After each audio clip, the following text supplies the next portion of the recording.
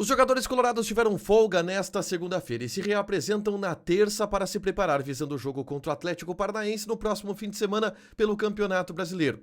Um pedido foi feito pelos principais jogadores do Internacional para ter um diálogo com a torcida, que inclusive foi protestar no CT da Morada dos Quero-Queros ao longo da última semana. Entretanto, este pedido foi rejeitado pela direção, o que também movimenta o ambiente colorado em meio a uma crise de resultados na competição nacional. Os movimentos da direção no mercado de transferências evoluíram nesta segunda-feira. Os de saída, já que Bustos avança com o River Plate e Vitão avança com o Real Betis, tendo uma venda muito grande do ponto de vista de valor arrecadado para o Internacional. A gente fala também de chegadas, porque tem zagueiro uruguaio desembarcando em Porto Alegre e a tentativa da direção de buscar um outro meia de qualidade para o elenco. Esse é o Diário do Inter KTO desta segunda-feira, 5 de agosto de 2024.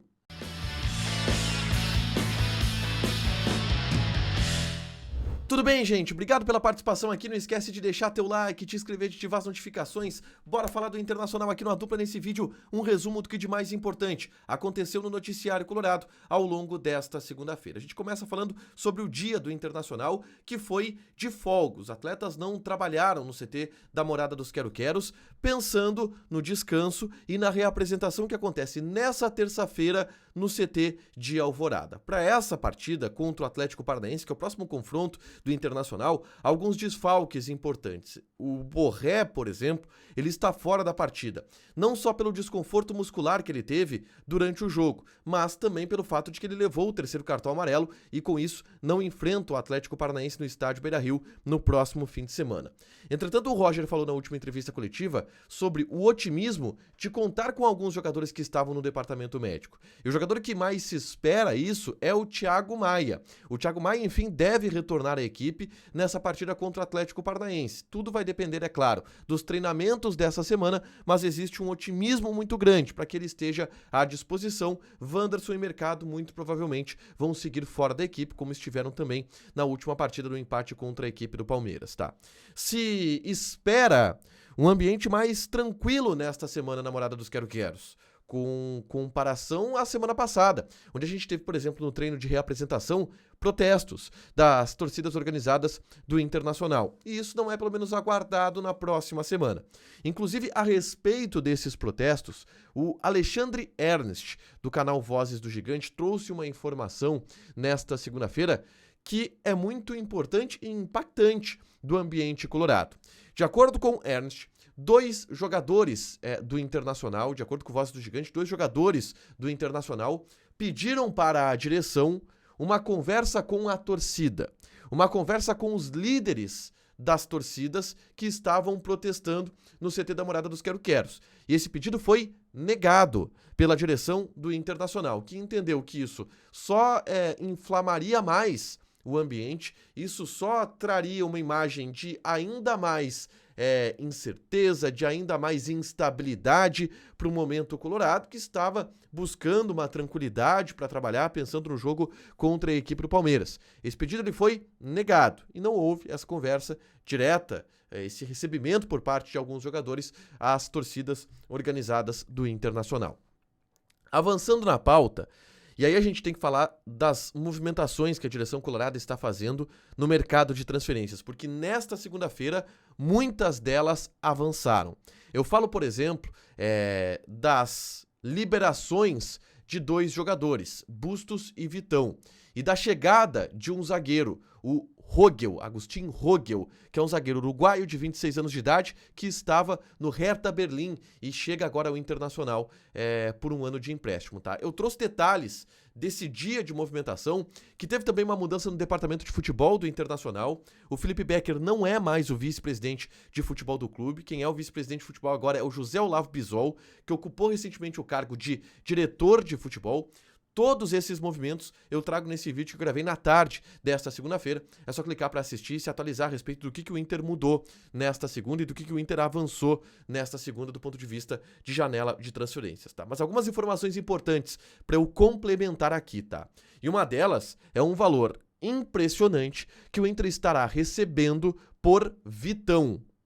E a gente tinha um molde de negociação muito bem encaminhado com o Real Betis e do Internacional, que era o Inter vendendo o Vitão por 6 milhões de euros, 60% dos direitos econômicos do jogador. Dessa forma, o Inter manteria 20% e teria, enfim, teria um retorno ali na frente se o Real Betis vendesse este jogador. Mas isso não avançou em função da ideia do Betis de pagar parcelado, e o Inter buscou um outro molde, e que está muito bem encaminhado, e que consiste no seguinte: o Inter vai receber 10 milhões de euros por Vitão.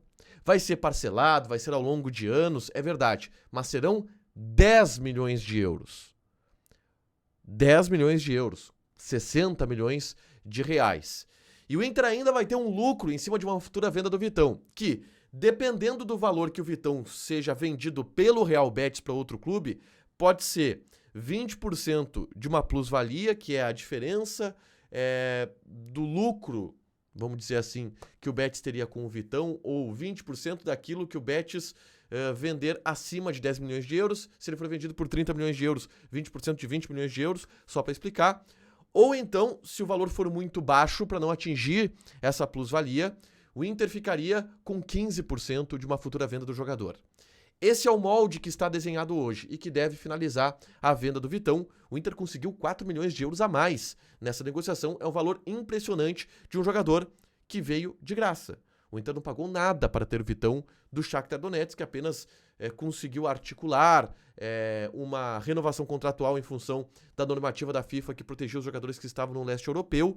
Ele foi ficando, acabou o contrato dele lá e o Inter assinou um pré-contrato com ele, e o Vitão agora vai render 10 milhões de euros ao Internacional. Uma negociação impressionante. Sobre Rogel, tá? Chega nesta semana em Porto Alegre, contrato de empréstimo de uma temporada. É um zagueiro uruguaio, 26 anos, 1,91 m, que volta de lesão. Ele tem 4 jogos na última temporada pelo Hertha Berlim B. Ele tá jogando muito pouco em função dessa lesão. E ele vem com um empréstimo de uma temporada, opção de compra ao final do vínculo. Tá tudo acertado para Agustín Rogel ser jogador do Internacional, tá? Eu quero falar agora sobre meias, tá? Porque o Inter está fazendo um movimento para buscar um meia de articulação. A gente trouxe nos últimos dias a informação do Lucas Dias de que o Bruno Tabata, meia do Palmeiras, está na mira do Internacional. E, inclusive, o Lucas complementou nessa segunda-feira as seguintes informações. O Bruno Tabata, ele escolheu jogar no Internacional, ele aceitou o projeto do Inter, mas acabou não fechando em função da ideia do Palmeiras de vender o jogador. O Inter não quer comprar o Tabata, que custaria aí 3 milhões de euros aproximadamente. O Inter queria um empréstimo para, quem sabe, ter uma opção de compra. E o Palmeiras não aceitou esse molde de negócio e, por isso, a negociação ela travou, mas o Inter estava muito bem encaminhado e tinha vontade do jogador de voltar para o futebol brasileiro e de atuar no Inter. Ele estava emprestado ao Qatar Sport Clube, o Tabata. Mas o Lucas Colar, do Vozes do Gigante, trouxe uma informação nesta segunda-feira sobre Lucas Robertoni. Ele é um meia de 27 anos de idade que foi formado pelo Vélez Sarsfield e está já há algumas temporadas no futebol espanhol. Ele joga no Almeria, da Espanha. E o Inter está buscando, junto ao Almeria, uma liberação do jogador, um empréstimo também do Lucas Robertoni, que é um meia também de articulação. Eu não sei se esses jogadores vão vir, mas é o que eu falo. É importante a gente entender quais os movimentos que o Internacional está fazendo. E está muito claro que o Inter está no mercado buscando um meia. E este é um dos focos, além dos defensores. Está vindo o Rogel, o Mina pode vir também nos próximos dias. Um meia é a próxima tentativa do Internacional na janela de transferências, tá? Para fechar, gente, vamos falar aqui de KTO, tá? Eu vou passar algumas odds aqui dessa terça-feira, onde a gente tem Olimpíadas, onde a gente tem vários jogos espalhados pelo mundo. A gente tem, por exemplo, tá? Nessa terça-feira, pela Copa do Brasil, Vasco da Gama e Atlético Goianiense. Odd do Vasco 1,75, empate 3,6, Atlético 4,75. Tem também Atlético Mineiro e CRB, aí jogo da quarta-feira. Odd do Galo 1,28, empate 5,5 e odd do CRB 10. Joga lá na KTO, te registra, coloca o cupom A Dupla que tu ganha 20% de bônus em cima do teu primeiro depósito. Fechado? Deixa teu like, te inscreve, ativa as notificações que vai ter mais conteúdo aqui no canal. Beijo!